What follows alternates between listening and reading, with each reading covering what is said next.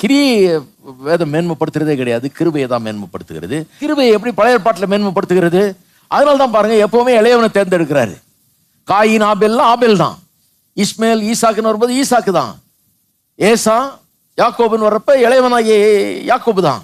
இப்போ மனாசே ஈப்ராயிம் வரும்போது இளையவனாகிய ஈப்ராயிம் தான். அதுக்கப்புறம் பாத்தீங்கன்னா மோசே இளையவன், கிதியோன் இளையவன், தாவீது இளையவன், எல்லாம் இளையவனா தேர்ந்தெடுக்கிறார். ஏன்? என்ன சொல்ல வர்றாரு? நீங்க தகுதி உள்ளவர்களுக்கு தரப்படும் நினைக்கிறீங்க. இல்ல, கிறிஸ்டியானிட்டி அப்படிப்பட்ட மார்க்கம் கிடையாது. தகுதி உள்ளவனுக்கு அல்ல, தகுதியற்றவர்களுக்கு காட்டப்படுகிற தயவுதான் கிருபை. கர்த்தர் சொல்றாரு, லெஃப்ட் அவுட் மாதிரி ஃபீல் பண்றீங்களா? நீங்க எதுக்கும் தகுதி இல்லைன்னு சொல்லிட்டாங்களா? உங்களுக்கு உரிமை இல்லைன்ட்டாங்களா? தகுதி இல்லைன்ட்டாங்களா? நீங்க குவாலிஃபைட் இல்லைன்ட்டாங்களா? கர்த்தர் சொல்றாரு, அப்படிப்பட்ட ஆளுகளை தான் நான் சொல்றேன். வருத்தப்பட்டு பாரம் சுமக்கிறவர்களே நேரத்தில் வாருங்கள், நான் உங்களுக்கு இளைப்பாறுதல் தருவேன் சொல்லி கர்த்தர் அழைக்கிறார். தகுதியற்றவர்களுக்கு தேவன் காட்டும் கிருபை பாருங்க. அது நான் இன்னைக்கு சொல்றேன்.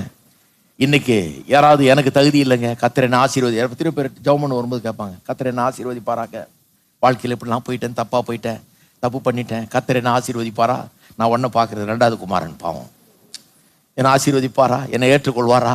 எனக்கு தகுதி இருக்குதா? எனக்கு கிடைக்குமா? என்னை கூட ஆசீர்வதிப்பாரா கர்த்தர்?